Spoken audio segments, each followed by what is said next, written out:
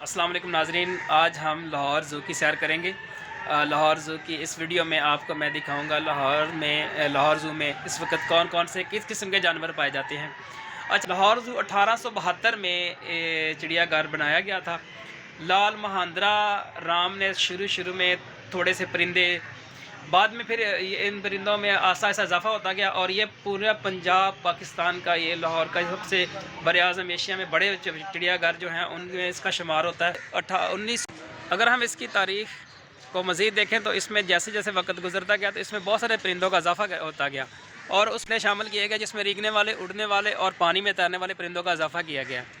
तो उसमें बहुत सारे ऐसे परिंदे भी हैं जो बड़े नायाब हैं और बाहर के कंट्री से लाए गए हैं यहाँ पर। 23 में इसको लाहौर म्यूनसिपैलिटी के हवाले कर दिया गया था और बाद में इसमें बहुत